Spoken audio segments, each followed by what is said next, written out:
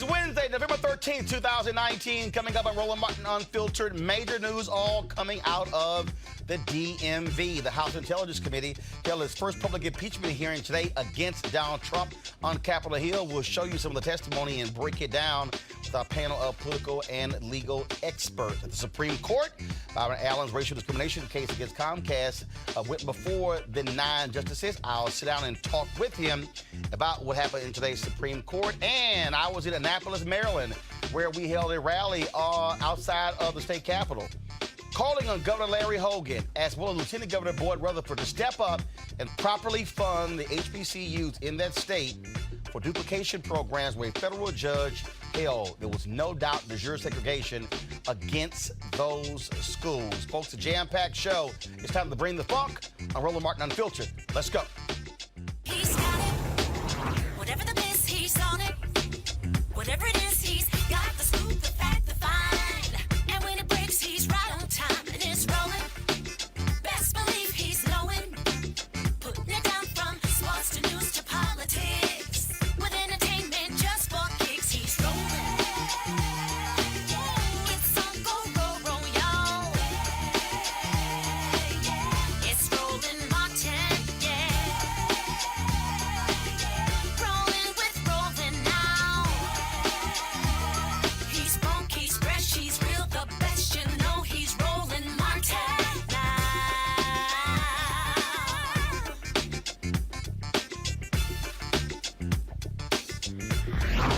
Martin. All right, folks, on Capitol Hill today, folks were riveted with testimony coming out of the House in the impeachment inquiry of Donald Trump, focusing on the circumstances surrounding Trump's July 25th phone call with the president of Ukraine. We heard testimony from William Taylor, acting U.S. ambassador to Ukraine, and George Kent, Deputy Assistant Secretary of State. Ambassador Taylor dropped the first bomb in his opening statement, saying, quote, "Last Friday, a member of my staff told me of events that occurred on July 26th. While Ambassador Volker and I visited the front, this member of my staff accompanied Ambassador Sondland. Ambassador Sondland met with Mr. Yermak following that meeting in the presence of my staff at a restaurant. Ambassador Sondland called President Trump and told him of his meetings in Kyiv. The member of my staff could hear President Trump on the phone asking Ambassador Sondland about the investigations. Ambassador Sondland told President Trump that the Ukrainians were ready to move forward following the call with President Trump. The member of my staff asked Ambassador Sondland what President Trump thought about Ukraine. Ambassador Sondland responded that President Trump cares more about the investigations of Biden, which Giuliani was pressing for. At the time I gave my deposition on October 22nd, I was not aware of this information. I'm including it here for completeness. As the committee knows, I reported this information through counsel to the State Department's legal advisor, as well as to counsel for both majority and minority on the committee. It is my understanding that the committee is following up on this matter. Boy, it was, again, quite a busy day. Folks, go ahead and just roll tape of some of the questions, including some of the silly stuff happening on the Republican side when they got a chance to ask questions. Go. Mr. Kent, you said that a president has the right to remove an ambassador because the ambassador served at the pleasure of the president. Is that correct? That is correct, ma'am. Does that removal usually come with a smear campaign of that ambassador by the president? I think the right of the president to make a decision about the president's personal representative, as confirmed by the Senate, is separate from whatever happens outside the confines of U.S. government processes. Do you have any idea why it was important to discredit Ambassador Yovanovitch, what she was not willing to do or to do, why that was important? Well, I guess it probably depends on the motivation of other people, and I am not one of them. The committee's investigation has uncovered a web of shadow diplomacy engaged in and executed by several State Department officials and the president's personal attorney, Rudy Giuliani, and ultimately directed by President Trump. We have heard several ways of describing this shady shadow operation, shadow diplomacy, rogue back channel. Ambassador Taylor, you have described what you encountered as the top diplomat on the ground in Ukraine as a, and I quote, highly irregular, informal channel of U.S. policymaking. You testified that the channel included Ambassador Volker, Sondland, Secretary Perry, and as you later learned, the president's personal attorney, Rudy Giuliani. Is that correct? Yes, ma'am. Both of you have explained that you grew seriously concerned when you realized that the interests of this irregular channel diverged from official U.S. policy and interests. Was Mr. Giuliani promoting U.S. national interests or policy in Ukraine, Ambassador? I don't think so, ma'am. Mr. Kent? No, he was not. What interests do you believe he was promoting, Mr. Kent? I believe he was looking to dig up political dirt against a potential rival in the next election cycle. Ambassador Taylor? What interests do you believe he was promoting? I agree with Mr. Kent. The State Department's role is to promote U.S. policies overseas, not to help the current president win re-election. Is that correct, Mr. Kent? Touch briefly on the campaign to remove career diplomat Ambassador Yovanovitch. Mr. Kent, you stated in previous testimony that you were aware of the, quote, campaign of slander against the ambassador in real time, which basically unfolded in the media. Where do you understand this misinformation campaign was coming from, and who was essentially perpetuating it? To my understanding, the then Prosecutor General of Ukraine, now ex, Yuri Lutsenko, met Rudy Giuliani in New York on a private visit in January. They had a second meeting in February, and through the good offices of the former mayor of New York, Yuri Lutsenko gave an interview to John Solomon, then of The Hill, in early March, and the campaign was launched on March 20th. A corrupt Ukrainian prosecutor gave an interview to a reporter in the United States and made claims that the ambassador provided officials with a, quote, do not prosecute list. Sir, do you have any reason to believe this is true? I have every reason to believe it is not true. What was the reputation of the man who made these allegations, sir? Yuri Lutsenko was a politician of long standing. He had been Minister of Interior after the Orange Revolution. The U.S. Embassy had good relations with him for years. He was imprisoned by President Yanukovych, came out, was elected majority leader of Poroshenko, the then president's party, and then became Prosecutor General in the spring of 2016. What was your experience with Ambassador Yovanovitch? Was she working hard to combat corruption in Ukraine, sir? She was dedicated, as is every U.S. government official in Ukraine, to help Ukrainians overcome the legacy of corruption, which they actually have made a number of important steps since 2014. So in fact, before all of this happened, you and your superiors at the State Department asked the ambassador to extend her time in the Ukraine, correct, sir? That is correct. Did you support her extension? I asked her to extend until the end of this year to get through the election cycle in Ukraine, and then Undersecretary Hale in March asked her to stay until 2020. Now, some in Ukraine probably disliked her efforts to help Ukraine root out corruption. Is that correct? As I mentioned in my testimony, you can't promote principled anti-corruption action without pissing off corrupt people. Fair enough. Now, some of those people helped Giuliani smear her, did they not? They did. So ultimately, that smear campaign pushed President Trump to remove her, correct, sir? I cannot judge that. What I can say is that Rudy Giuliani's smear campaign was ubiquitous in the spring of 2019 on Fox News and on the internet and Twitter sphere.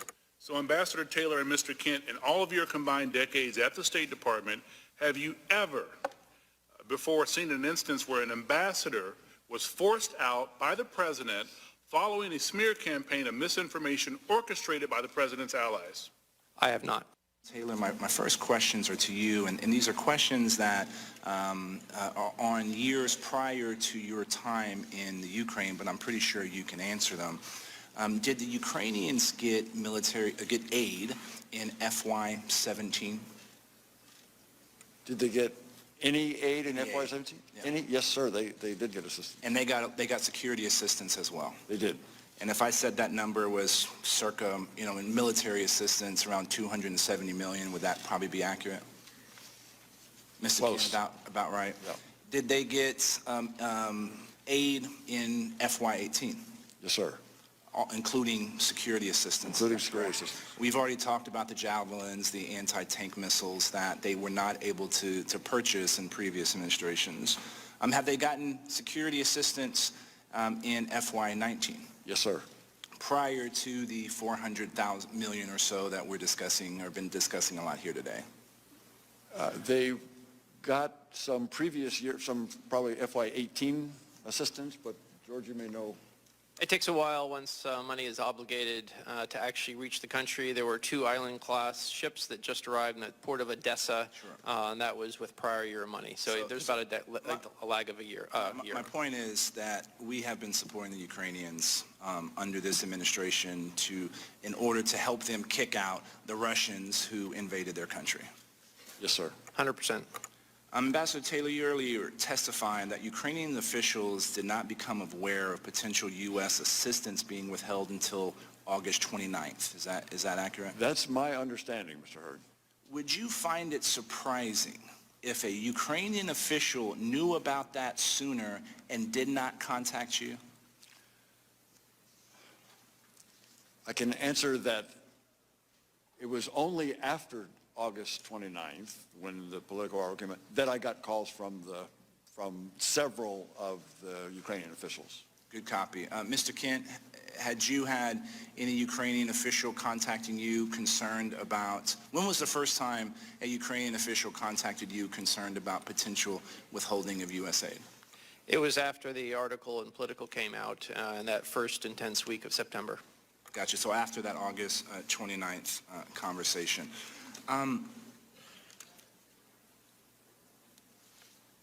There's a lot of talk about Rudy Giuliani and who he was and wasn't meeting. Do we know or have an idea of the Ukrainian officials that he was meeting with over the last couple of years? I don't, sir. Have you had any Ukrainian officials call you after a meeting with Rudy Giuliani concerned about the nature or the context of that conversation? Yes. Mr. Yermak has expressed concern about his interactions with Mr. Giuliani. And I believe that meeting was somewhere in late August, is that correct?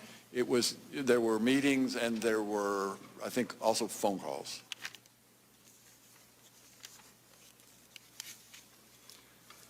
And y'all have talked many times that y'all are still concerned about corruption in Ukraine, is that correct? Sir. Have we seen whatever this anti-corruption statement we wanted the Ukrainians to make? Are you referring to the statement that was being negotiated between Kurt Volker, Gordon Sondland, and Andrei Yermak? Yes. That was not an anti-corruption statement, sir. What was the statement? I think if you go back to the back and forth of WhatsApps that were shared by Kurt Volker, they shared a draft with Rudy Giuliani, and Rudy Giuliani said it would not be acceptable if it didn't mention Biden-Burisma in 2016. But that statement was never agreed to or was never issued by the Ukrainian officials? Is that correct? No statement of that sort was issued, correct.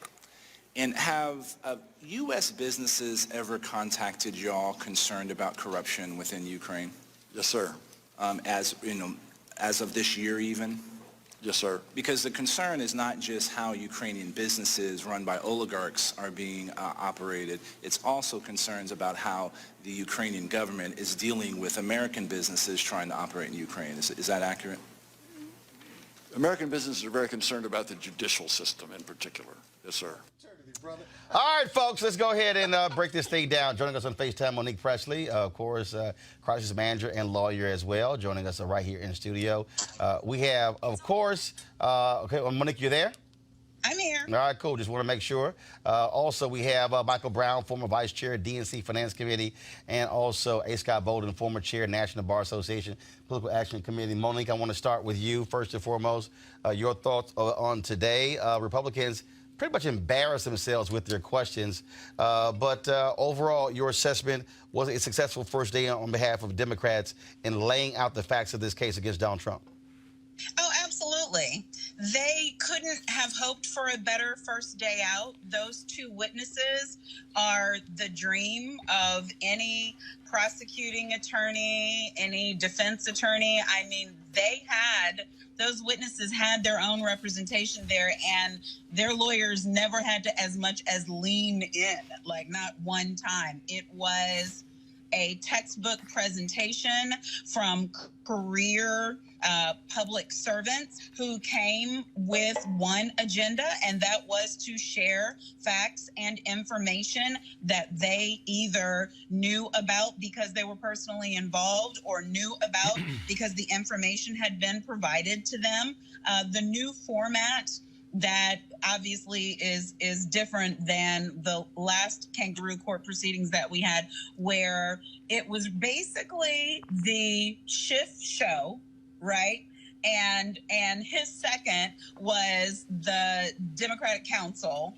And between the two of them, they did some of the most flawless execution of examination of these witnesses that you could hope for without all of the ping-ponging and back and forth and interrupting. So the case was laid out. The only criticism that I really had is, look, this day is a win. Go back to legislating or something. There's no harm in finishing early, because once the examination was done by counsel, by House counsel, Mr. Goodwin, and when Mr. Schiff had finished, then it was really just turning it over to the Republicans for what was, a counsel who had no facts. I don't blame him for the hideous job he did. It was hideous, but it's hideous because the president's just dead wrong, and everybody knows it.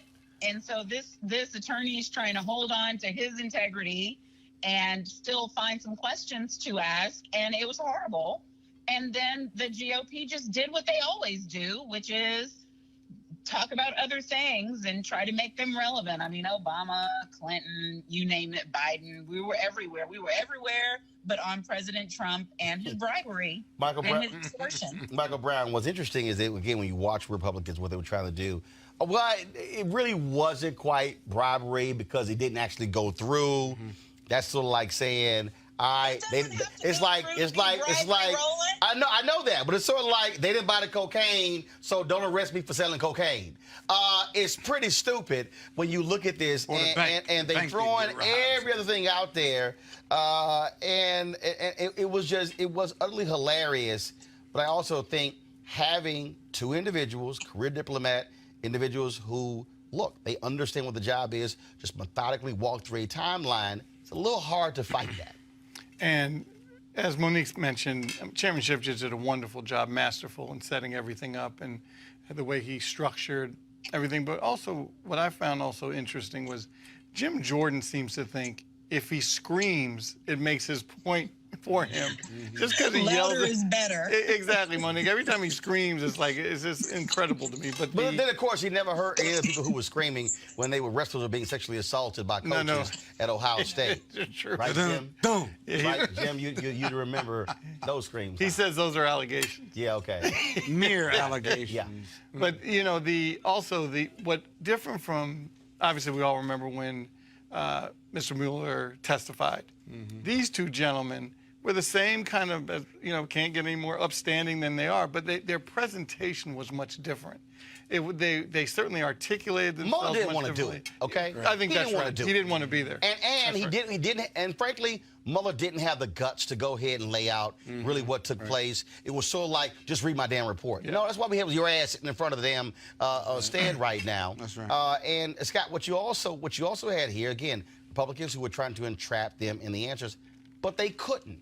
I mean, I can't recall the last time you had a congressional testimony where you had two witnesses who pretty much walked out unscathed. Well, from a criminal defense standpoint, from a trial lawyer standpoint, lies have no details. Remember, lies have no details. Both of these witnesses gave you details. They committed to propositions. They committed to facts. Once you do that, when you get to cross-examination, you can't undo what they've committed to, because all they have to do is keep committing to it, and if it's the truth, they don't have to think through any lies. So they had a lot of detail. Unlike Donald Trump, who's got to think through every lie he tells. It's all up against the wall. Let's see what sticks. The other thing that was a real challenge that we were looking for was Schiff's leadership.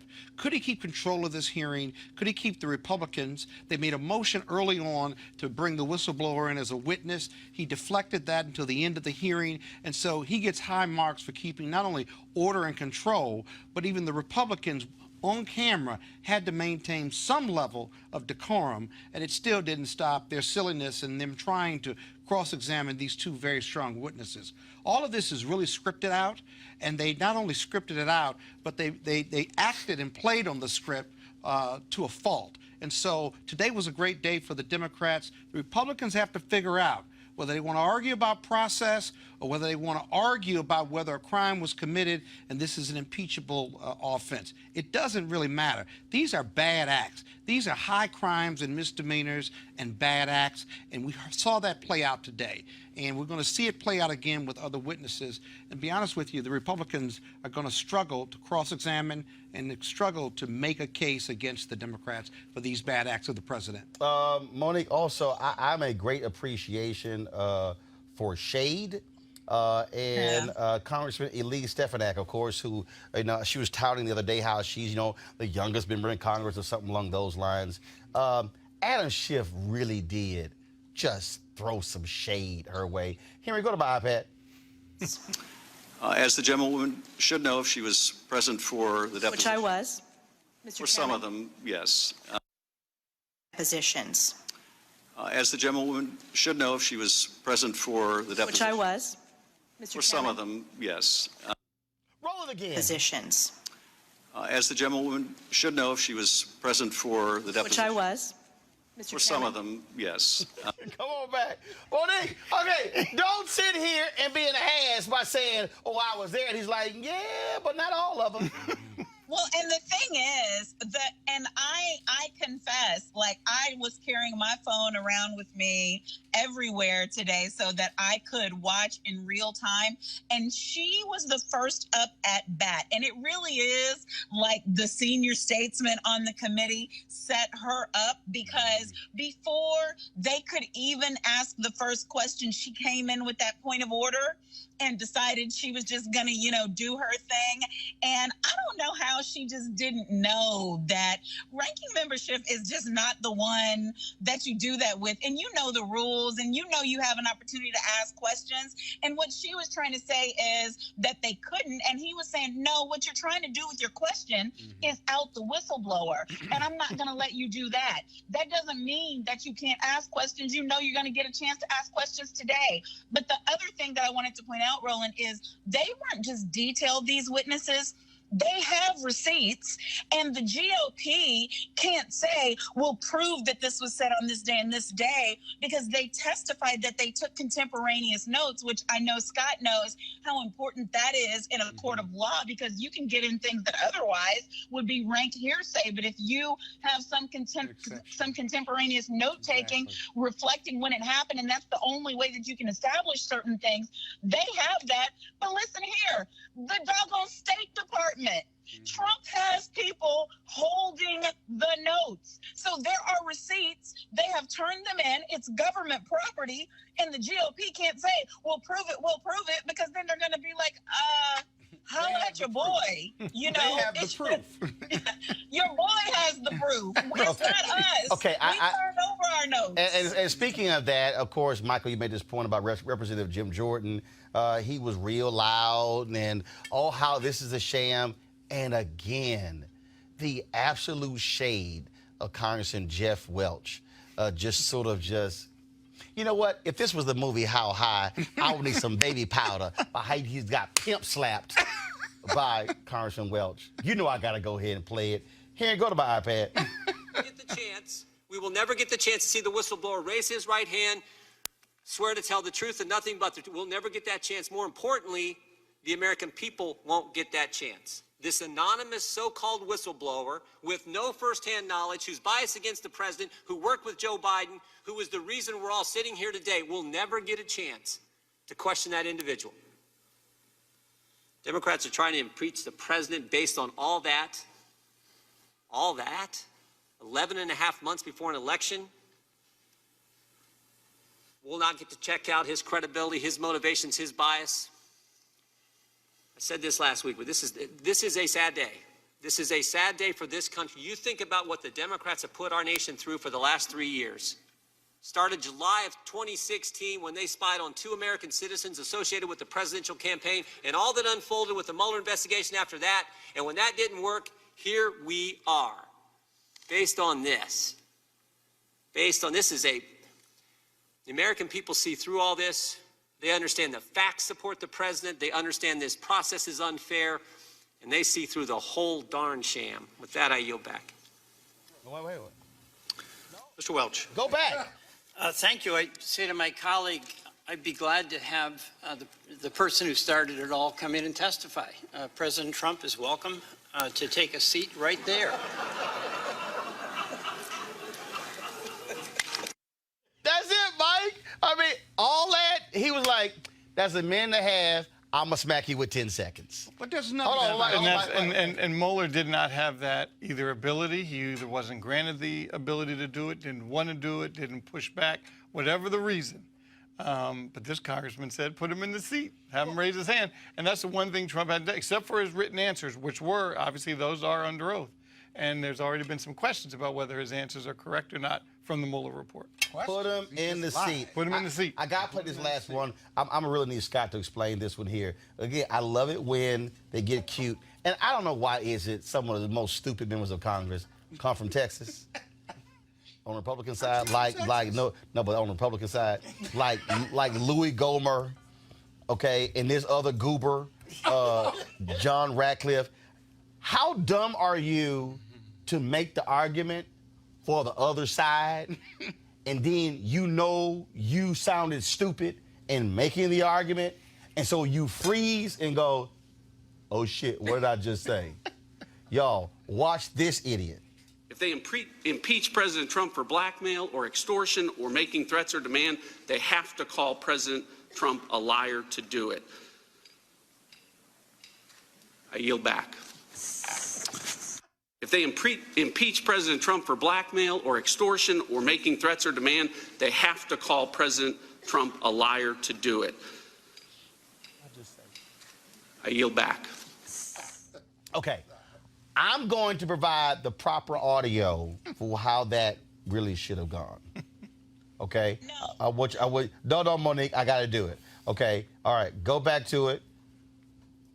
Impeach President Trump for blackmail or extortion or making threats or demand, they have to call President Trump a liar to do it. Oh, shit.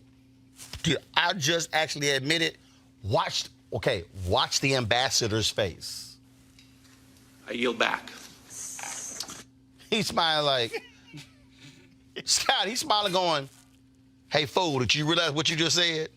Because there wasn't a line of him saying that the Ukrainian president would have to have been lying when he released his statement saying there was no pressure, there was no quid pro quo, blah, blah, blah. And everyone else was saying, well, of course he said that because the person who has him hemmed up is the president of the United States. But before that, he kept saying, you got to call not just President Trump, but also, President Zelensky a liar, the Ukrainian president. You got to impeach them too. And somebody, I think, posted, I think it was Leah Daughtry, who was like, can somebody explain to this idiot that we can't impeach other presidents, but we can impeach our own? Right. Scott, it really was like Comedy Central. I thought it was a Cheech and Chong movie. No, but here's why Jim Jordan, who's more like Jim Jones, the cult dude, yeah. He puts all this voice inflection into his statement. And the roll-up shirts. And the rolled-up shirts.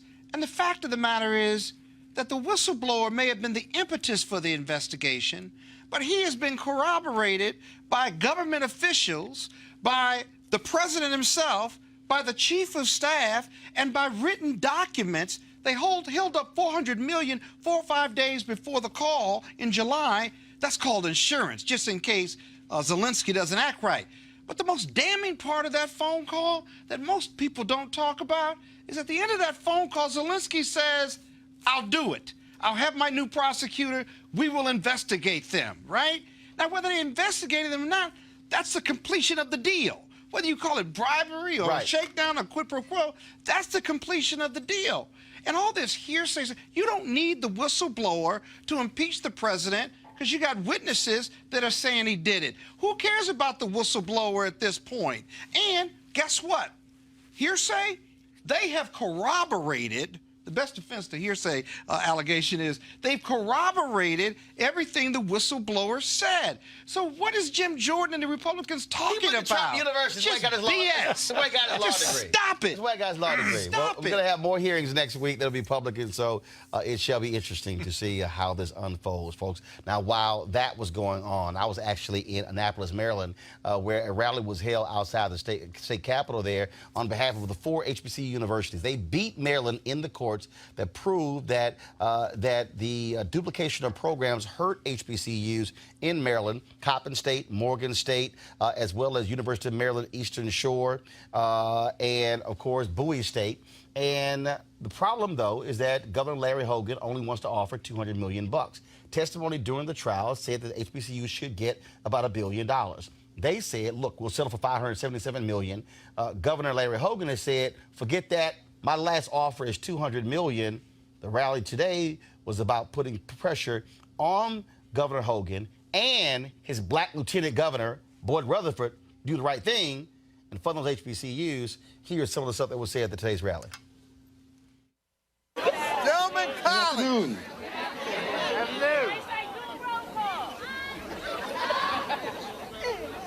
I'm David Burton, president of the coalition that brought this case 13 years ago. I have some prepared remarks. But, I don't really need this for this case. No! That's right. You guys know why I'm here. That's right. And I do want to depart from some of my remarks because I want to go back to something that Senator Elijah Cummings said last year. I was honored to have received a citation from him, a recognition. And he asked me one question. He asked me, why? How do you do it? How do you stay in there so long for a case that has been in the courts for so many years? And my answer was very simple. You can't hear me? Speak up! How about now? Yes! I just said I remember remarks that the late Congressman Elijah Cummings asked of me at a reception where I received a recognition from him. And the question was, why? How long can you stay and hang in there for this case? And I said, as long as it takes. Yes! In my professional life, I work with minority manufacturing companies to help level the playing field for their engagement, to get them to compete not as minority manufacturing companies, but companies that can compete because they are just the darn best. And there's no difference here in terms of HBCUs. We want HBCUs to compete not because they are HBCUs, but because they are the best. And they can attract the best, and they can be the best, but not without the resources requisite and required to make that happen. I can't thank enough people here because I've been with this case for 13 years now. And during the course of that, I've met so many people. I won't dare try to recognize everybody now, but I do want to recognize a lot of individuals that have played a major part in getting us to this day. Certainly I want to give a shout out to the Legislative Black Caucus for making this day possible. Doc Cheatham, who's here, NAACP. Where's Doc? He's not here? Okay, but let it be known that we reached out to Doc because he's been a great advocate for this cause. To the sororities, fraternities, my frat brothers, Alpha Phi Alpha, and all the sororities, thank you for coming out this day and making this day possible. Without the support of two legal entities, the Lawyers Committee for Civil, well actually 3, the Howard University Civil Rights Law Clinic, they have been very instrumental in making this possible.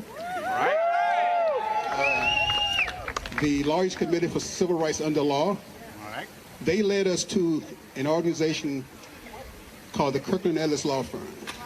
Let it be known that without their support, this case would not have gotten to where we are today. Come on. All right, Monique, I want to start with you. Here's what's amazing. Boyd Rutherford, Lieutenant Governor of Maryland, black man, Howard University graduate.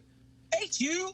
Well, first of all, it ain't like he's standing by neither one of y'all, because he with Governor Larry Hogan with his $200 million offer. It's an insult. And the bottom line is, what I said at that rally today is that to Democrats in Maryland, if the governor does not do right, come January, when the legislature comes back and meet, the pressure should be put on Democrats who control the House and the Senate to pass a bill to give those HBCUs that $577 million. The joke of Hogan's offer is $200 million over 10 years. That's $20 million a year. That's $5 million per HBCU each year for 10 years. That's a joke. Nothing. Well, it's a joke compared to the level of injury and the heinousness of how long it's taken to get this far. I obviously can't say enough about the value of HBCUs. I'm a proud product of an HBC law school, the only law school, Howard University School of Law, and I know that A. Scott Bolden agrees with me about that. But hold on, that's not the only HBCU law school.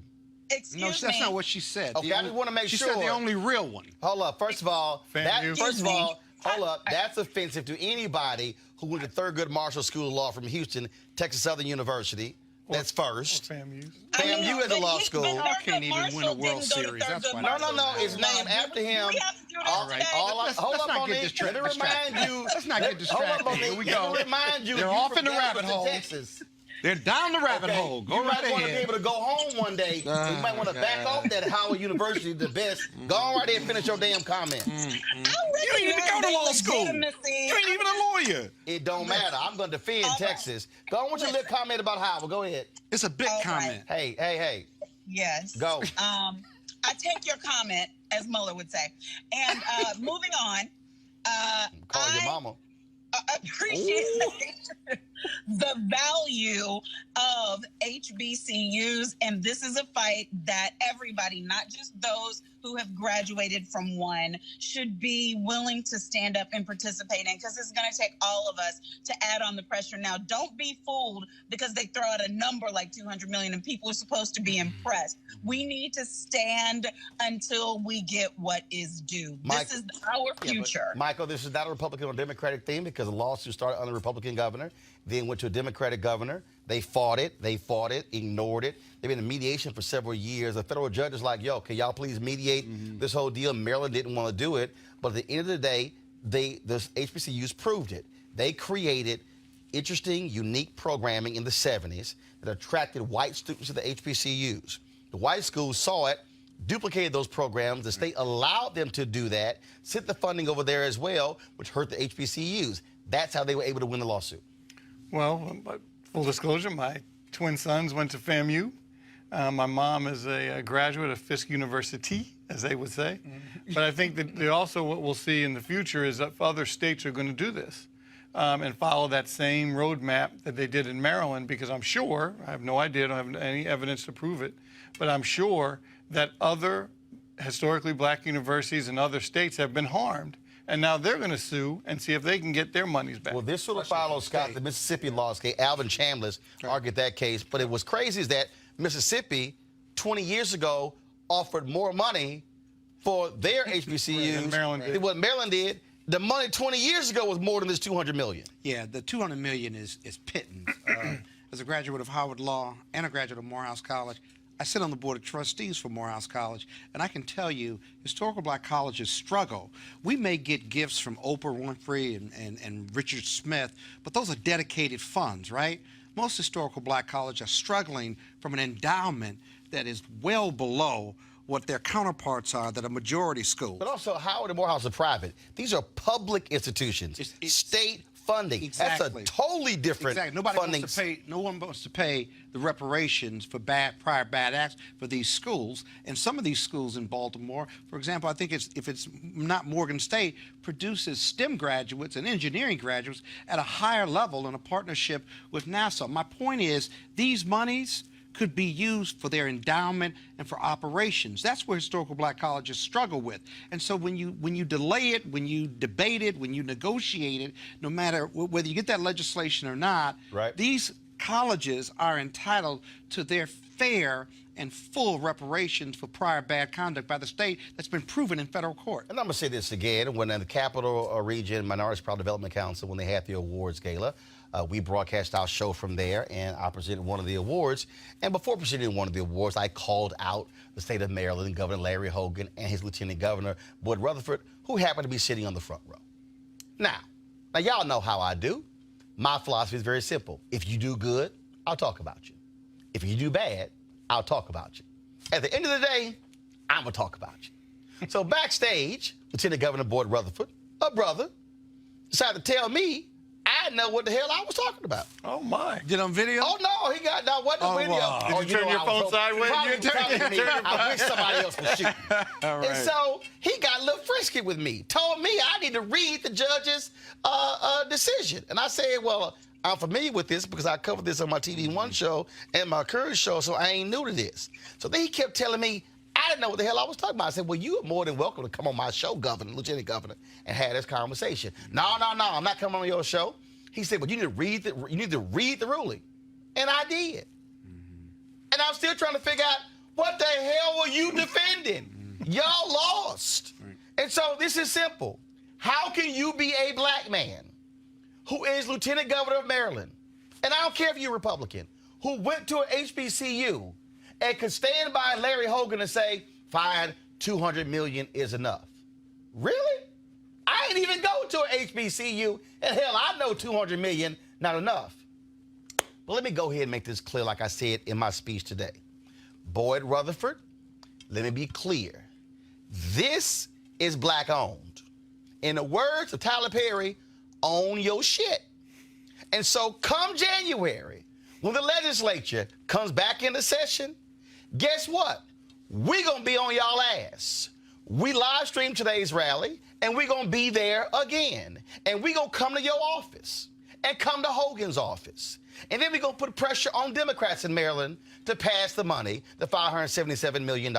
Because, see, I ain't got to ask nobody because I own my own cameras.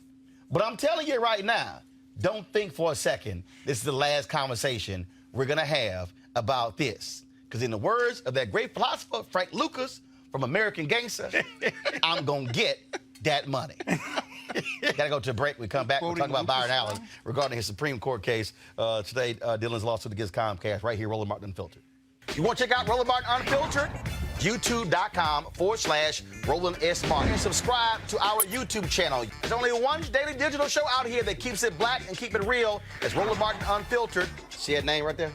Roland Martin Unfiltered. Like, share, and subscribe to our YouTube channel. That's youtube.com/Roland S. Martin. And don't forget to turn on your notifications so when we go live, you'll know it. If you want to support Roland Martin Unfiltered, be sure to join our Bring the Funk fan club. Every dollar that you give to us supports our daily digital show. There's only one daily digital show out here that keeps it black and keep it real. It's Roland Martin Unfiltered. Support the Roland Martin Unfiltered daily digital show by going to RolandMartinUnfiltered.com. Our goal is to get 20,000 of our fans contributing $50 each for the whole year. You can make this possible. RolandMartinUnfiltered.com. All right, folks, as the marijuana momentum continues, our good friends at marijuanastock.org have already reached more than half of their funding goal for the hemp CBD investment. That's right. If you want to take advantage of this great opportunity, you need to do it now because it won't last much longer. Now, if you don't know, I'm talking about the hemp plant, the good cousin to marijuana with a much higher concentration of CBD. That means hemp gives you all the medical benefits of marijuana without getting you high. Also, if you don't know, hemp farming is now legal in the United States, creating one of the largest commodities worldwide. It's just, again, an opportunity, investment opportunity. And the folks at 420 Real Estate, their business model is very simple. They buy land that supports hemp CBD grow operations and lease it to licensed, high-paying tenants. That's right, they are hemp CBD landlords, and you can get in on the action. As hemp continues to change the economic landscape, 420 Real Estate is allowing you to chase the American dream. Now, look. The best part is right now you can invest in this crowdfunding campaign for as little as $200. That's right. You can invest as little as $200 up to $10,000. Do it now before the fund is closed. To invest, go to marijuanastock.org. That's marijuanastock.org.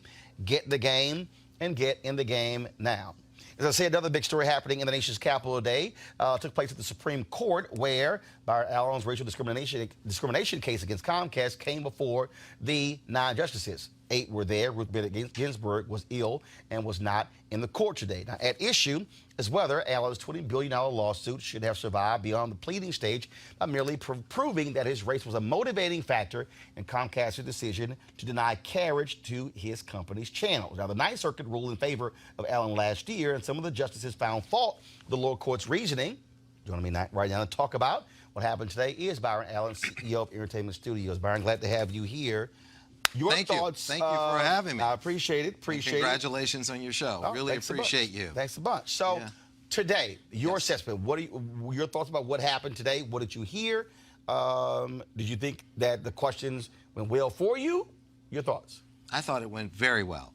And our attorneys, especially Dean Chemerinsky, who is the foremost scholar on constitutional law and has written 11 books on the subject, he felt great about it as well. I think it's very clear that it is a motivating factor and not but for.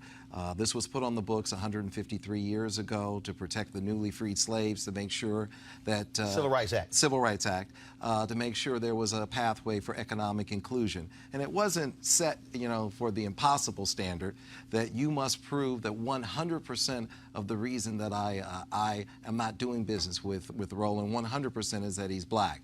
And unless you can prove that it's 100%, Roland can't even bring the law forward. So they literally could say, look, it's 99% because you're black and 1% because you're wearing tennis shoes, and you can't use the law. That's the motivating, that's the but-for standard. What the Ninth Circuit said, the motivating factor, which is if any part of the decision is because Roland is black, that you didn't do it, that's enough for Roland to simply use the law and bring it forward. And I think the questions were really terrific from the justices, because they were like, well, hey, Roland doesn't know what he doesn't know. He has to go into discovery to find out what's going on. I mean, like in our case, look at our particular case with Comcast. They say things like, well, we don't do business with Byron because his networks they're lowly rated. They have the low ratings. Well, listen, in discovery, we can show the world that they have over 100 networks on their platform that are white-owned that have a lower rating than ours. Then they'll say things, well, he doesn't have good quality. It's low quality. Well, our networks are Emmy Award nominated and Emmy Award winning. And through discovery, we can show that they carry networks, over 100 networks that are white-owned, that have never been nominated for an Emmy and have never won an Emmy. They will say things like, this is, this has nothing to do with race. Well, they've already proven by going and partnering with Donald Trump's DOJ to get an amicus brief that that there's a great deal of racial, there's institutionalized racism there. I mean, not only did they get Donald Trump's DOJ to write the amicus brief, they did something we haven't seen in ever, which is they got Donald Trump's DOJ to testify, to argue in the courtroom with them in partnership. And it is the very first time the acting Solicitor General has ever gone into the United States Supreme Court to narrow a civil rights statute. So it just shows that Comcast isn't sincere when they talk about, hey, we're in business with Magic Johnson, we're in business with P. Diddy. We never said that they didn't do business with black people. That was never, oh, we put out Harriet. What we said is there isn't any real true economic inclusion. Here's what Comcast won't say, and my mother always says, listen for what they don't say. What they won't say to Roland and the rest of the world, we, Comcast, spend over $11 billion a year licensing cable networks, and African Americans get close to zero of that. In the case of one of those people that they tout as we're in business with, one of them doesn't get 1 penny of that $11 billion. They've said to them, just sell your commercials and live off the commercials. So let's unpack this. There are 7 networks that target African Americans. Yes. You've got BET, and their sister network, which is owned by Viacom. And BET Her, owned by Viacom. Yes. You've got TV One. Yes. And their network Clio TV. Yes. Where publicly traded company controlling shareholders are Alfred Liggins and Kathy Hughes, his mother. Who I love. And you go to their website, they say they are largest black-owned media company in the country.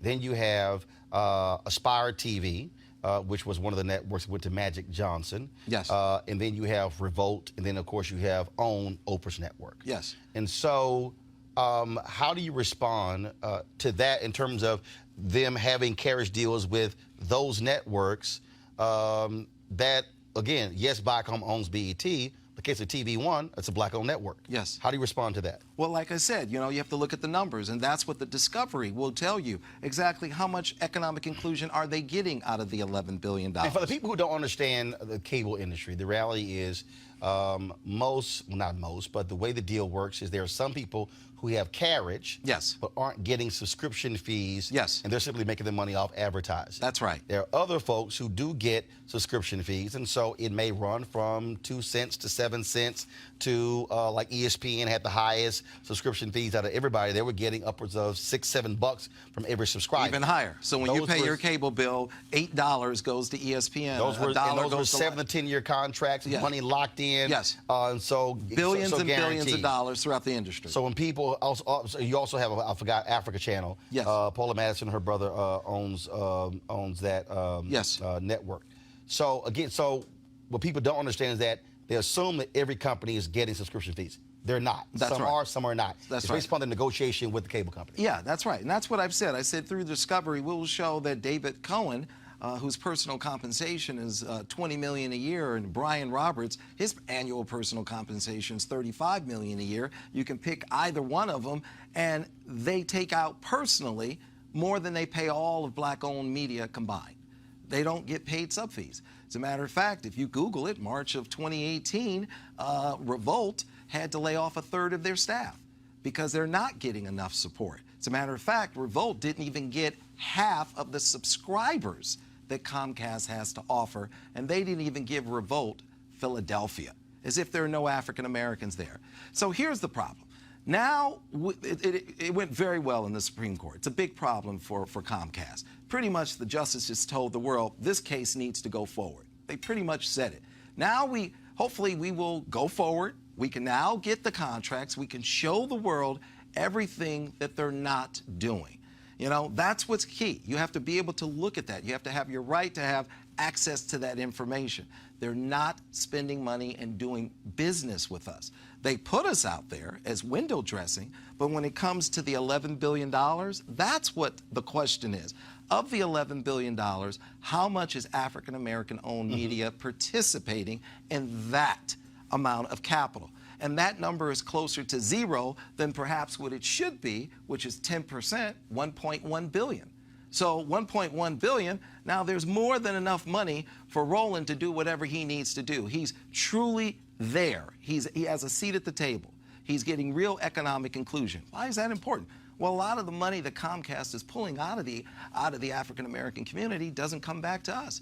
To be the #1 cable provider in America, you have to hook up all the black cities, all the major black cities. They're literally pulling billions out of our community. Well, and of course, money is coming from obviously cable systems, from internet, also set-top boxes, all of those different things. You said before that if Supreme Court rules in favor of Comcast, this is going to set black businesses back. How? Oh, wow. I mean, listen, you won't be able to get an attorney. If somebody says, listen, Martin, let me be really clear. I'm firing you, and 99% of it, Martin, is because you're black. Now, the other 1%, once again, it's the tennis shoes. Well, you're going to have a tough time getting a lawyer to represent you on contingency. Now, they can discriminate against you. Because they put it at the but-for. Because the but-for meaning it has to be... The sole reason. It has to be 100%. 100%, the sole reason. Right? So now they put the standard at a level that's impossible to achieve. So now they're positioned to discriminate against you, and you're not able to use the law to protect yourself and have any recourse. And when they start stripping away your rights, and you're watching that play out this week, whether it was DACA yesterday, and they're going after everybody's rights. The moment they have your rights, then they can, basically they can treat you like a stray dog. So having this right is important. It's a simple statute, and some historians believe that the reason we never got, reciprocity and we never got 40 acres and a mule is we got this law. We got this law that says here's a pathway for economic inclusion, and now they're shutting it down. And when I say, listen, Comcast, if you really believe you have a strong case and you really believe that you are phenomenal, then let's just go into the courtroom. You don't have to go to the Supreme Court and jeopardize the civil rights of over 100 million minorities in America. Let's just go and show everybody the paperwork. Let's show everybody that you're spending over $11 billion a year licensing cable networks, and the people you tout as the ones you're in business with don't get any subscriber fees. See, their big problem is we know somebody that was in the room when the MOU was crafted.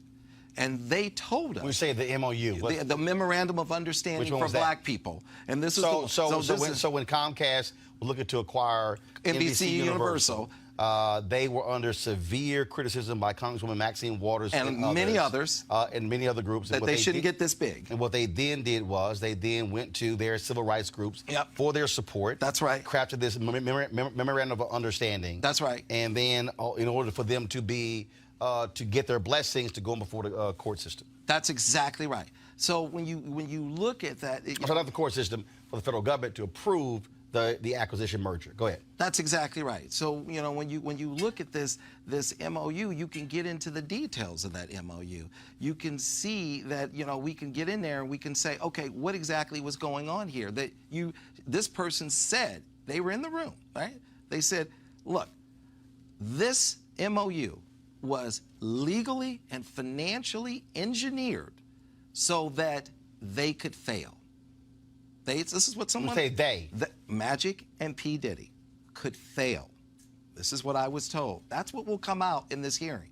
This person's going to say, in discovery, this person's going to say, under testimony, under oath, it was crafted for them to fail. And they purposely picked Magic and P. Diddy because they knew that if they failed, when they failed, that they wouldn't make a stink about it because it would go against their brand, and their brand is success. So Magic and P. Diddy are pretty much victims in this as well. They are pretty much victims in this as well because they weren't given enough to succeed. You don't... Well, in fact, I know for a fact that... At the level they should. Well, I know for a fact when TV One launched the investment, Jonathan Rogers had $130 million. Jonathan Rogers was the founding CEO. Yes. Had $130 million to build the network over 4 years. I know for a fact that when Revolt actually launched, they had $65 million. Mm-hmm. And one of the issues, based on people I know who worked there, is that Revolt was undercapitalized from the beginning. And didn't get enough support from Comcast. Did not. How are you not going to give them Philadelphia or high enough sub fees? I mean, Google it. March of 2018, P. Diddy, who I think is phenomenal, and he's a great businessman, he had to, lay off a third of his staff. And it wasn't his fault. He was positioned to fail. And when you get into the details of what they did or did not do, and you can only get there with discovery. You need people to come in and testify. They were in the room. Here's what they saw. Here's what they asked for. Here's what they said. Here's what the contracts say. You're able to show other networks that are getting infinitely more support. If you are so right, then why are you trying to eviscerate this civil rights statute so that we can't even go forth and bring discovery? I want you to respond to this. So John Hope Bryant, Operation Hope, talks about civil rights. Yeah. Talks about black folks not getting the memo. Dropped a video on Facebook last night and said that this is really a economic case for the individual versus a civil rights case. And so I want to play that. I want to get your thoughts to it. Go to my iPad, please. There are black-owned companies who got the contract, and this one that didn't. It either is I don't like you, and that could be racist, or you didn't meet some objective criteria, which might be demand. In other words, people wanting to subscribe to your business that doesn't meet the minimum bar for our company.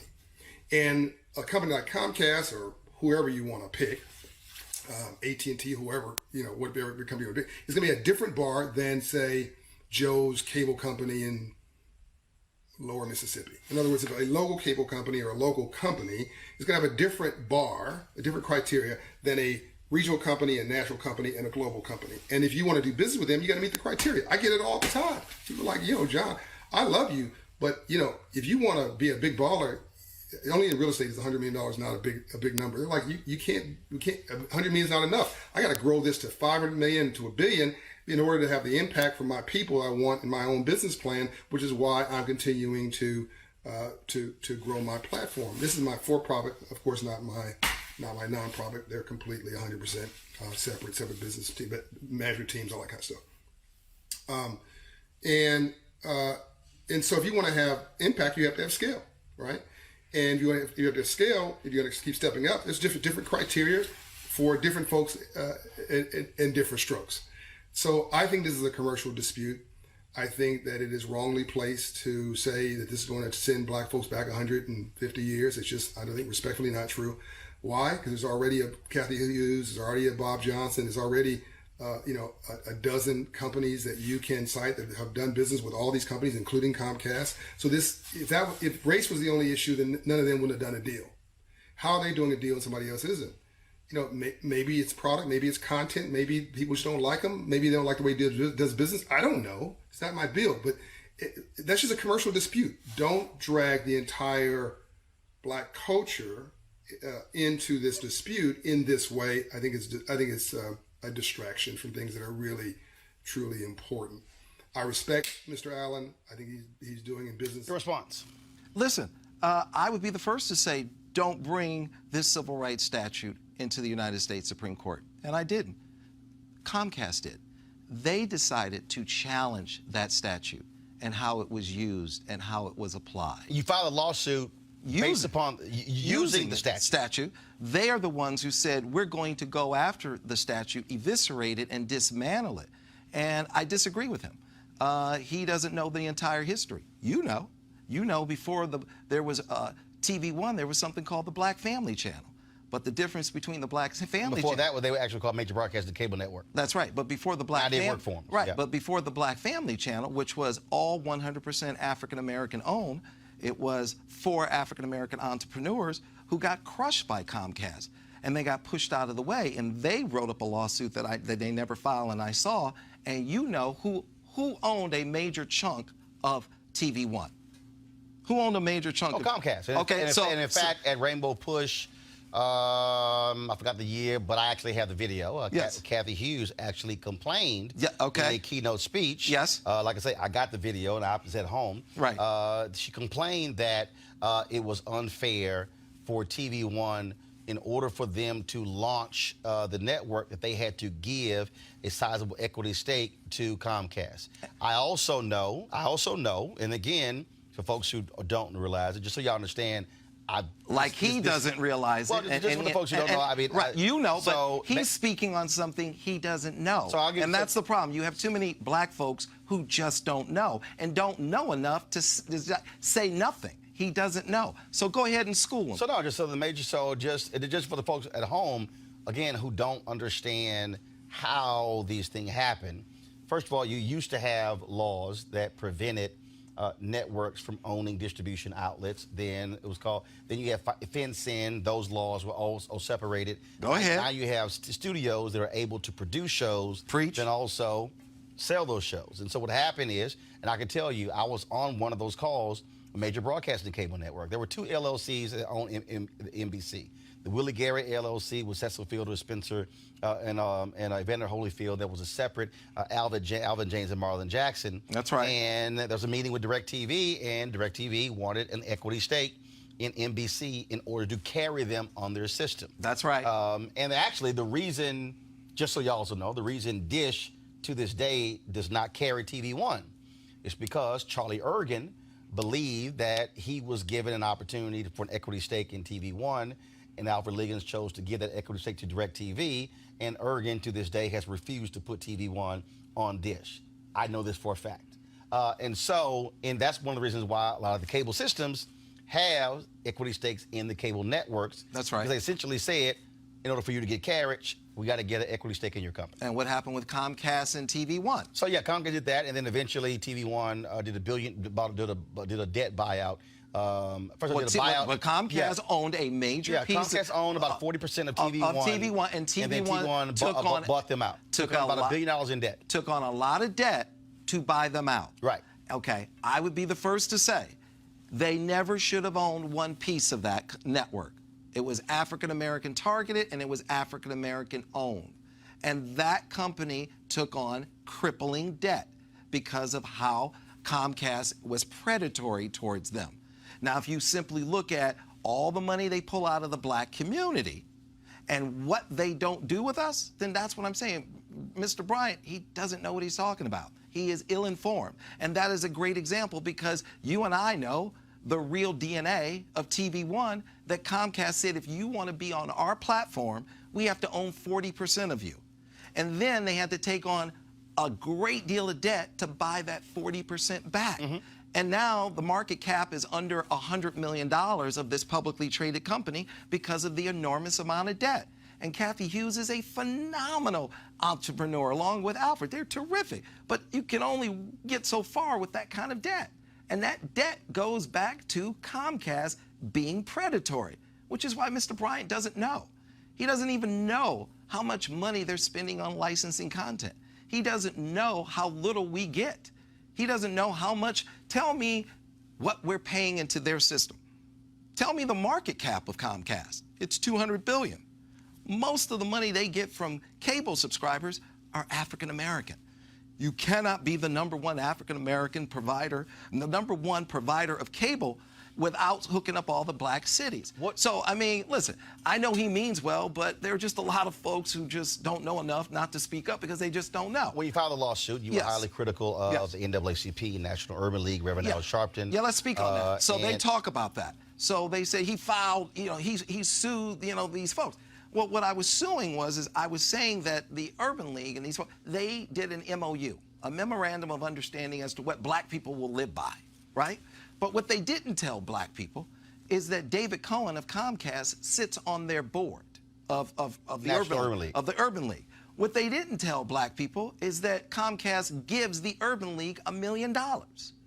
So what you should tell black people— $1 million total or $1 million a year? $1 million a year. Okay. What you should tell black people is that there is a conflict of interest. I'm getting money from Comcast, and that is controlling my behavior. Or it may not be, but it may be controlling my behavior. You need to tell black people, I did a deal on your behalf with somebody who pays me. And the reason I sued them is because President Obama fought hard to achieve net neutrality. Who spoke out against net neutrality, Roland? Let them know. Was it a company? Was it the Urban League? Did they speak out against net neutrality? Yes or no? The answer is yes. Tell the people that. Yes. But net neutrality, you need that. Because if you don't have net neutrality, you don't have video coming out of Ferguson. But why did David Cohen of Comcast want them to speak out against net neutrality? Because it challenged his business. It challenged cable. He doesn't want you watching video over the internet. He wants you watching video through his cable networks. And so here is the Urban League speaking out against net neutrality. That's like saying black people don't need food, water, and oxygen. So I sued to say, don't go out here and negotiate on behalf of black people without black people giving you that permission and without you telling black people that you're getting $1 million from David Cohen on your board from Comcast, and you're doing things like speaking out against net neutrality. I'm not going to allow that to happen. So I sued to put them in check to protect black people. That was the reason I did it. So they didn't like it, but guess what? They know I'm watching, and I've also told them, every time you step out, I'm going to sue you. Here's the difference. I have a staff of lawyers who work only for me, litigators. So it's easy for me to sue people. I can bankrupt these guys. I mean, I don't want to hurt them. They're not my target. I could sue them every week. But I want to make it clear, you're going to have to do the right thing, because what you're doing, you're hurting black people. That's what you're doing by taking these donations. And this is what I said to Tom Rutledge. Tom Rutledge, who runs Charter. I said to Tom Rutledge, and I talked about this on the Breakfast Club, and I talked about this at my website, The Griot. I said, Tom, he said, well, you sued me, but I said, Tom, I sued you when I saw you with Al Sharpton in a photo in the newspaper, and you said, I've got an MOU with black people. I've negotiated it with Al Sharpton and the Urban League. And I said, Tom, who is the white man that speaks for all white people? And if that white man doesn't exist, why do you think there is a black man who speaks for me and all black people? Why do you think there's some head black native that speaks for all the black natives? That is a racist idea. And that MOU is a racist, fraudulent document. So you believe that that civil rights organizations should not be entering into these type of MOUs? Not if they're getting money from the person they're negotiating with. You have to disclose that. So they got to say to you, Roland, I'm about to enter into a deal with Comcast. And oh, by the way, Roland, David Cohen sits on my board and I get $1 million a year from him. So you're saying that had that MOU been signed, with no money going back and forth to those with no money going back and forth, you believe that would have been far more representative of the interests of African Americans, yes, as opposed to money going to those specific organizations? That's right. I probably would have been cool with it. I probably would have said, you didn't get any money from them? I'm cool with it. But if you get money from them, well, I'm not cool with it. Because you didn't disclose it. Or do you believe that essentially that money is payoff for you agreeing to the merger? I sued them because I believe that money is a way to control your behavior. Why are you speaking out against net neutrality? I mean, look, let me tell you who Comcast is, okay? Let me tell you who they are. So once again, Mr. Bryant is totally out to lunch, has no clue as to what he's speaking about. He doesn't even know who they are. Let me tell you who they are. These are the same people who got caught by some very smart engineers in Northern California for deploying BitTorrent, a software to slow video down over the internet. And when they got caught, the FCC said, this is in violation of all kinds of federal laws. Personally, I think people should have gone to jail for that, okay? And Comcast said to the FCC hit them with a $20 million fine. And Comcast said to the FCC, F you don't police the internet and I'm not paying the fine. And I think even sued the FCC not to pay it. That's who they are, okay? That's just one example of who they are. When they went to go get that merger done, to the approval to buy NBC Universal, you go to the FCC. There's the chairman and 5 commissioners. One of the commissioners, Meredith Atwell Baker, voted for the merger, and then 3 months later took a job with Comcast, okay? That's what you're dealing with.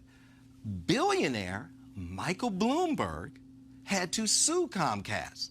Why did he have to sue Comcast? As part of the condition for the merger to buy NBC Universal, okay? They said, hey, Comcast, you own CNBC, a business channel. You need to take Michael Bloomberg's business channel and put it next to CNBC. Mm-hmm. They ignored that consent decree, and Michael Bloomberg had to sue because they took CNBC, put it on channel 50, and then they took Michael Bloomberg's channel and put it on channel 950. He had to go sue them to go get his channel put on, near their channel. This is who they are. These are, look, like I said, David Cohen has compensation about $20 million a year. He has $125 million a year as a budget. $125 million a year as a budget. They're only number 3 after tobacco and defense to pay off civil rights organizations and politicians to keep to do what they want. What are you doing that you're a cable operator? You have to spend that kind of money lobbying. You're a cable operator. So at the end of the day, why go after this civil rights statute and eviscerate it? And no, he's incorrect. If they go and they make this a but-for, then they have a right to discriminate against him, and he will never get a lawyer to defend himself. What do you say, and I've had folks who reach out to me. Yeah. What do you say to people who say, Byron don't give a damn about black folks? All of a sudden, now he's pro-black? What do you respond to those critics? Because they're there. And be there. And you should be there. But you should also be there with everybody, including your so-called civil rights organization. Take me out of it. You can say whatever you want to say about me. And I can't control what you say about me. This is not about me. This is bigger than me. This is, what are you going to do to protect your civil rights? What are you going to do to protect your civil rights? So when your critics say this is Byron trying to enrich himself. No, but I want to speak to that. Go ahead. But I wanted to give the answer that I think is the healthy answer. Don't get into Byron's this, not black enough, black here, wasn't black there, blah, blah, blah. That's all nuttiness, okay? This is not about that. This is about what are you going to do about your civil rights. Now, let's look at my company, right, and my resources, and look at what I've done. I could have used my resources to do a lot of things. But what did I do? First thing I put on is a Monday through Friday show. I put on 6 judges, 6 of them, daily, for an hour. Judge Ross, Judge Karen, Judge Hatchett, Judge Maybelline, Judge Christina Perez, 5 hours a day, black and brown people, as judges, running things. That's an amazing image, right? What's a better image than sitting there on the court and running things? 5 hours a day. I invest millions of dollars, hundreds of millions of dollars to produce, distribute, and promote those images of African Americans. NBC Universal, they've got talk shows where black men are dancing around going, hey, I'm not the baby daddy. Hey, it's not that DNA came back, I'm not the baby daddy. Now, this is what I've said to white executives. I said to a guy, he said, why does it need to be black owned and not black targeted? I said, because, listen, I said, you have your daughter and mine, right? I said, are you okay if I control her image, how she's produced and depicted and seen around the world? Can I control her self-esteem? He said, no. I said, why can you control mine? My daughters. That's why I have a seat at the table. I have to have a seat at the table. So when you look at nobody on planet Earth, 7 billion people on this planet, has put forth stronger, positive black images than me, 5 hours a day of judges. That's not by accident. That's by design. Because I don't want to just see black men dancing that they're not the baby daddy. But I don't need to answer that and defend that, because it's just ridiculous. It's just ridiculous. And it doesn't matter. What matters, it doesn't matter what you think of Byron Allen. The only thing that matters, if you want to have an intelligent conversation, what are you going to do to protect your civil rights? I didn't bring this to the Supreme Court. They did. And they brought it in partnership with Donald Trump. The same Donald Trump who had to sign the largest racial discrimination and housing lawsuit settlement with the United States government, who brought the lawsuit against him. That's who Comcast partnered with, and then walked into a courtroom and said, take some of our time and plead against this civil rights statute, and let's bring black people back to 1865. See, he is ill-advised, and he's not on point, because, listen, they get us in the schoolroom, and they get us in the boardroom, and they get us in the courtroom long before he gets choked to death in the street. So I ask you, so you talked about those 5 hours of programming moving forward. Yeah. As you've gone through this, any plans for a black news network, entertainment network? Any plans to expand? You said you own the grill. I own the grill. Any plans to expand that, to build that out? We're going to invest heavily in the grill.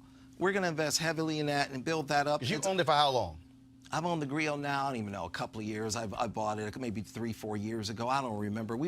That's what I've been spending more of my time, buying companies. And I've been buying companies. As you know, I bought the Weather Channel last year, and we got them back on Verizon. We won our first Emmy. We've had our highest ratings since 2012.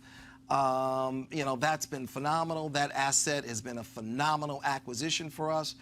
We bought a movie distribution company. We've been buying television stations.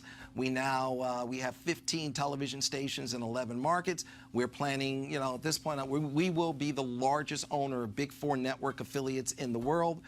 We'll probably have achieved that goal within 36 months. Big Four network affiliates, ABC, NBC, CBS, and Fox. We're in real estate. We're going to go into banking. We're not going to just be held to media, so we will be, media, real estate, banking, because at the end of the day, this is an opportunity to really achieve that fourth and final chapter that Coretta told us, that this is the reason Martin was killed. Martin Luther King was killed because he was pushing for economic inclusion. And, it's so ironic when he sits there and says, this is commercial. Blah, blah, blah. It's like one of the things that's going on here, and this was one of the issues that I had with President Obama, and I said to President Obama, I've given you money, and my money has strings attached. You spent $700 billion to bail out the banks. I want you to audit the banks and see if they're lending money to African-American entrepreneurs like Mr. Bryant. And he wouldn't do that. And I said, the other issue I have with you, Mr. President, because I knew that African Americans were not getting bank loans for business loans and home loans. I said, the United States government has a pension fund that's over $1 trillion, over a T. and not one African American manages 1 penny of that money. And the reason why I sued to make sure that we opened this pathway is so guys like him don't struggle and they get access to capital and they can actually not talk about having scale, but actually have scale. What happens if you... I have scale. I know how to get scale. What happens? And I know that there are a lot of wonderful African-American entrepreneurs out there that are going to get flushed down the toilet because they're positioned to fail and they're never going to achieve scale. They'll dream about it. They will talk about it. But the way the game is rigged and the way the game is positioned, they're positioned to fail. I have achieved scale. And I'm sitting here saying, hey, black community, this is how you do it. The door is closed, and I'm going to tell you how you bob and weave around that. Because, by the way, if I wanted to, I could say nothing. And I could keep my mouth shut. And if, like my mother always says, listen to what they don't say. Listen to who's got a lot of money and they're not saying a word. Those are the ones you need to ask what's going on. What happens if the court doesn't rule in your favor? What do you do? I think they're going to rule. Well, first of all, let me be really clear. They pretty much, this is what I've always said day one. Day one, I've always said this. Our case is going forward. And they pretty much said that today on the bench. Hey, this case needs to go forward. I've always said my case is going forward. I've been out here doing all these talk shows. So, hold on, people who are watching. So, the Supreme Court rules in your favor. Yes. Does not mean that you win the case. Yes, that's right. They're ruling in the favor that I can go forward with my case against Comcast and start to get discovery and start to show that they're not doing business with African Americans in a fair and equitable way. That P. Diddy should have Philadelphia. P. Diddy should have 20 million subs, not less than 10 million subs. His sub fees should be doubled. There are other people who don't even get sub fees, that they should be positioned to succeed, not fail. So my lawsuit is going forward. And I've always said I have brought forth enough evidence for it to go forward. My lawyers are the best in the business. They always put forth my case at the but-for standard, the higher standard. So whether they choose motivating factor or but-for, I'm going forward. It was Comcast who chose to challenge the Civil Rights Statute of 1866. So I started doing every radio show and talk show to speak to Black America and say, our civil rights are under siege. My case was always going forward. What I want to do is protect the Civil Rights Act of 1866 because I want to make sure the door isn't shut to you and that brother sitting there who doesn't quite know what he's talking about. Last question. No, keep asking me questions. I like hanging out with you. No, I got you. But, okay, but you got to. It's the internet. We can hang here all night. My crew got to go home. Well, come on, they're not complaining. They got to go home. I flew all the way from LA. Here's the deal. I flew all the way from LA to hang out with you, and you got like, okay, last question. What you got? I would be more than happy to take your check to pay them. I'm just saying. I'll be more because I ain't got Byron Allen money. I am right here. I'm ready to hang out with you. I'm having a good time, bro. I'm a big fan of yours. I appreciate it. I want you to bring it. I want you to bring the hard questions because if you bring the hard questions, then I want everybody in America to innately understand what's going on. Dr. King told us 2 Americas cannot survive. That's what got him killed, that speech, the other America. There are 2 Americas. What does it matter if I can sit at the same lunch counter as my white counterpart and I cannot afford the same hamburger? And what's really important, he said that over 50 years ago, and it's as if he wrote it yesterday. And what has to happen now, because we have half the women in this country living at or below the poverty line. At or below, half, okay? You have over 2.5 million kids in this country that are homeless, okay? We only have 330 million people in this country. Only have 330 million people in this country out of a global population of 7 billion people.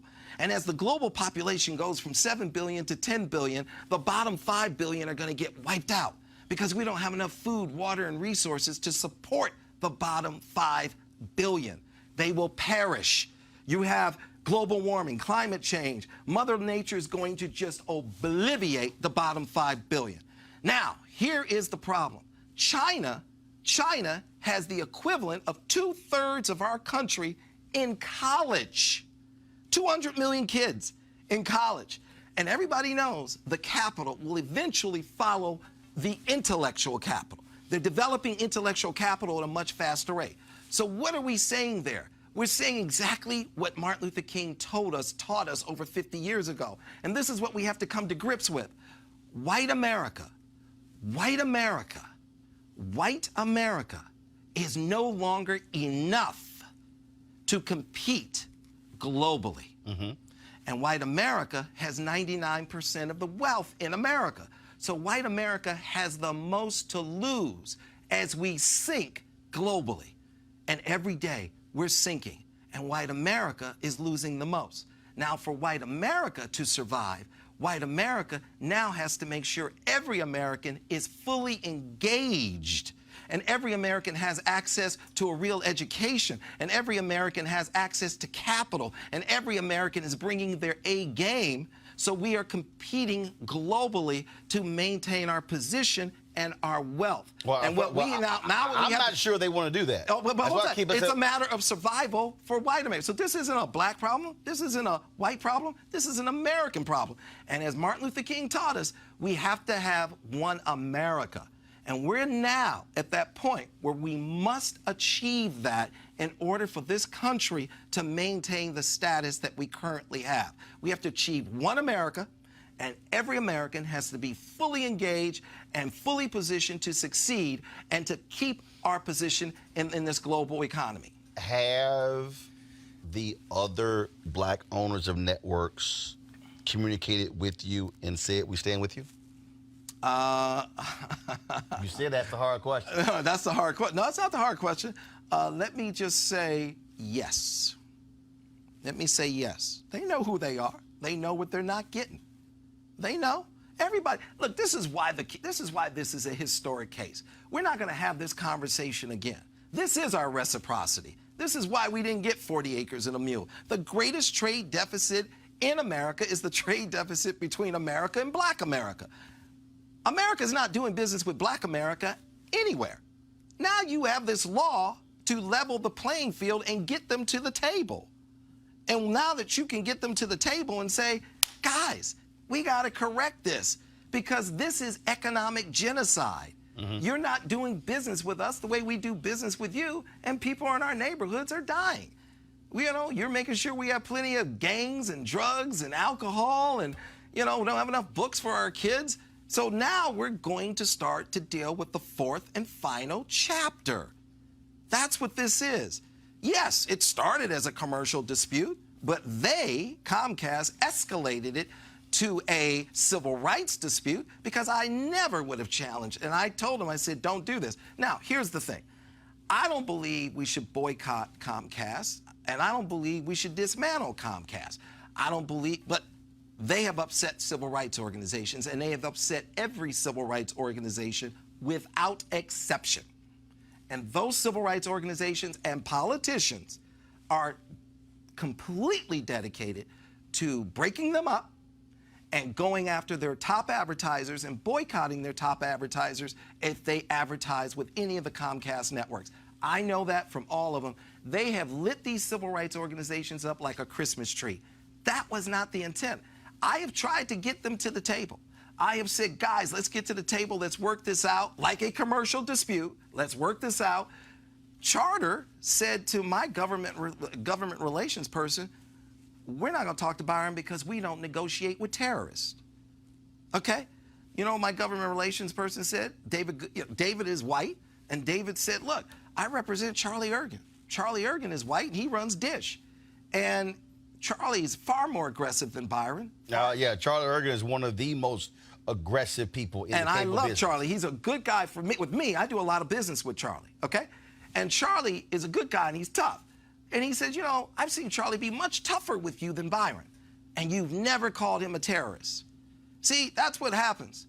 If a white man walks in and he's tough and he negotiates and hold his ground and takes what he believes belongs to him, that's business. That's just a shrewd guy. If you do it, Roland, you are a terrorist. That's a racist statement right there. We don't negotiate with terrorists. Like, are you kidding me? But that's fine. We're going to push through that. We're going to when I sued Charter, when I sued Charter, Charter had a board of directors of 11 white guys. 11 white guys. And I said to them, dude, really? 11 white guys got together every 90 days and said, this feels right to me? These guys, these knuckleheads didn't even have somebody that represented 90%, 60% of the global population, a woman, let alone get the first base, somebody African-American or Asian or gay or Hispanic or whatever. Like, they didn't even have a chief diversity officer when I sued them. Truth of the matter is, I'm making these companies better. And I'm not talking about it. I'm using legal action to force them to do it. And when after they do it, then they're better. They're better. When you look at, when I look at jobs, look at opportunities. Yes. Are you looking at Hollywood, looking at this entertainment industry, looking at the media industry and saying, I'm going to make sure that I am using my platform to elevate black talent? And is it intentional in terms of operational roles, P&L responsibility? I already have. That's like I just said, 7 billion people on the planet. Who puts on 5 hours a day of some of the most positive African-American images out there? 5 hours a day of judges running it. And when I'm talking about... And behind the scenes as well. That's the easy part. I'm going to production companies. I'm going to, again, because, like, look, we at NABJ with a meeting today with AT&T. One of the things I talked about there was I said, look, creating opportunities for black media entrepreneurs. Yes. Not just black folks who are in front of the camera. I said, but, because at the end of the day, who controls the narrative? Roland, That's it. Roland, I'm easy, but I'm not enough. That's what the lawsuits are about. You need everybody. And before I forget, I want to thank Senator Kamala Harris, who generated the government amicus brief, and she got Senator Booker to sign it, Senator Blumenthal to sign it, Senator Wyden, and 8 members of the Congressional Black Caucus. And I'm highly confident pretty much everybody in the Congressional Black Caucus is going to lean in now. I want to thank Congressman Bobby Rush, who is amazing. That letter that he wrote, and he made it very clear this is unacceptable, and he's calling for the breakup of Comcast. Once again, you know, I'm not asking for that, but he is steadfast on that. Also, Dr. Bernice King, she's amazing. This is one of the first times we've heard Martin Luther King's daughter speak out. Her letter was heart-wrenching when she wrote an open letter to Brian Roberts and said, what are you doing? This is what my father died over this, and my mother dedicated her life to this. So, I mean, this is unnecessary. And I also want to thank Derek Johnson, the president of the NAACP, because I sued the NAACP because they signed that MOU. But that MOU was under the NAACP, that was Ben Jealous. And Ben Jealous apologized to me for signing that MOU and said, I'm sorry, brother, I thought I was doing the right thing. I said, I forgive you. I'm not upset with you. I love Ben Jealous. He just didn't know what he didn't know. Okay? We just have a number of folks out here, you just don't know what you don't know, right? But Derek Johnson at the NAACP, he has really gone out there and he's pushing hard. And I have a lot of faith in Derek Johnson. And I love that brother, and I'm supporting him, and he's a fellow Detroiter. So, I mean, look, at the end of the day, we can pretend like it's this or we can pretend it's like it's that. But at the end of the day, I don't want over 100 million minorities in this country to wake up and go, what happened with my civil rights? What happened? Well, they went to the Supreme Court and nobody told you and they just rolled you back. So, you know, this is important. Well, it is something that I definitely explain to people that I use all the time, that if you go to Washington, D.C., there's only one federal agency that shares a law with the White House. That's the Department of Treasury. Yep. If you want to understand America, power and money, money and power. Yep.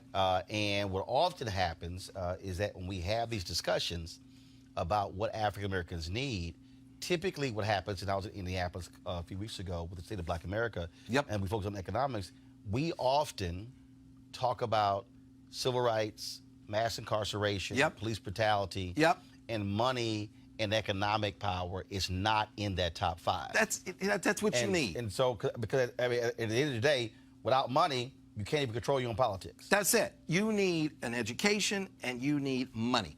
And that's why I got upset with Obama. And I said, look, if you audit the banks to see if they're lending money to black people, African Americans, you will see we're not getting it because at the end of the day, that's why under President Obama, unemployment went down for white America, but went up for black America.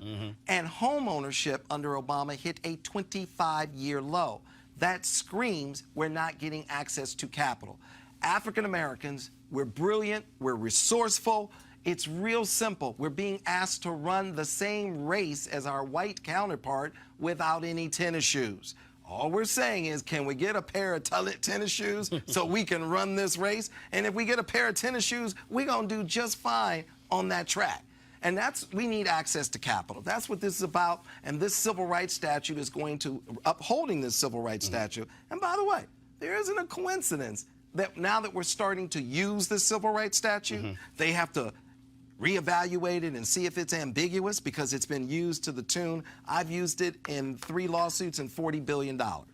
So now we're going to use this statute so we can make sure that we have economic inclusion for all Americans, especially African Americans, the furthest left behind, and we achieve the 4th and final chapter, which is one America. One America. That's what we're going to do here. All right. We do have to go. All right. Byron Allen. Are you going to hang with me? Because I don't know anybody here in D.C. No, well, we can hang. You going to hang with me? Come on, Roland. But they got to go home. Okay, everybody got to go home. Before we go, I got to do this here. Today, of course, is... You going to take me to dinner? Yeah, you going to pick the check up. Plus, we got a chef right there. We got my man Marcus from the Breakfast Club in Houston. There you go. And so he can whip something up. I'm hanging with Roland Martin. We got to do this here, folks. Yesterday, I told you my nephew, Chris, turned 12 years old yesterday. Well, today, go to my iPad. Happy birthday. His daddy, Reginald Martin, my brother, Reginald Martin Jr., turns 52 years old. That's not your nephew. That's an old my brother. Oh, I was going to say, man, that's your nephew got a beard. His son's birthday was yesterday.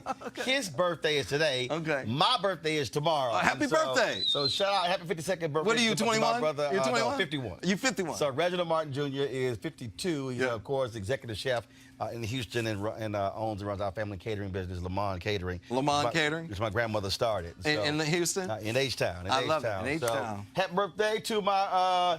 it's hard to call him big brother. He's only 1 year, 1 day older than me. He's a big brother. No. You got to have, to me, like a 5-year gap. 5 to 10 years. Got to be like a 5-year gap. I love it. People swear we twins, so it's all good. So happy birthday. And so, all right, folks, don't forget, we live streamed the HBCU Rally today in Maryland. Why do we do that? Because that was important to us. We can do that on a black-owned platform. I don't have to ask anybody's permission to do so. We cover what we want to cover, and that's what's important. And so we want you to support what we do. Join our Bring the Funk fan club. So go to RolandMartinUnfiltered.com. You can have Cash App, PayPal, Square. Every dollar you give goes to support what we do. We're going to be in Atlanta next week for the Democratic debate taking place at Tyler Perry Studios. Again, this is about us controlling our destiny, but also I keep saying we got to fund our freedom. And so we need you to support us in what we do. So please go to RolandMartinUnfiltered.com. Tell a friend to support us. Also, we're 3,000 away from having 400,000 subscribers on our YouTube channel. We thought we would hit 400,000 by the middle of next year. We're going to hit that by next week. So please subscribe to our YouTube channel. Thanks to our panelists today. Thank you to everybody who's watched this show. I shall see you guys tomorrow right here, Roland Martin Unfiltered. How? Hey, I love it.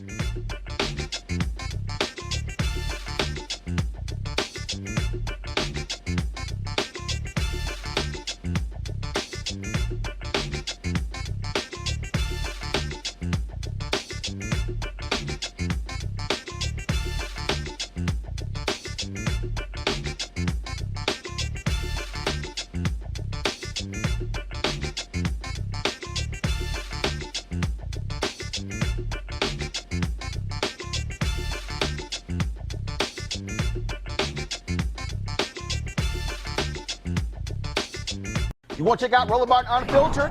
YouTube.com/Roland S. Martin. And subscribe to our YouTube channel. There's only one daily digital show out here that keeps it black and keep it real. It's Roland Martin Unfiltered. See that name right there? Roland Martin Unfiltered. Like, share, subscribe to our YouTube channel. That's YouTube.com/Roland S. Martin. And don't forget to turn on your notifications so when we go live, you'll know it. Hey everybody, this is Sherry Shepherd. You're watching Roland Martin Unfiltered, and while he's doing Unfiltered, I'm practicing the wobble. Yes, I am. Because Roland Martin's the one, he will do it backwards, he will do it on the side. He messes everybody up when he gets into the wobble, because he doesn't know how to do it, so he does it backwards. And it just messes me up every single time. So I'm working on it. got it. You got Roland Martin. Hi, my name is Latoya Luckett, and you're watching Roland Martin Unfiltered. What's going on, everybody? It's your boy Mac Wilds, and you are watching Roland Martin Unfiltered. What's up, y'all? It's Ryan Destiny, and you're watching Roland Martin Unfiltered. What up, Lana Well, and you are watching Roland Martin Unfiltered.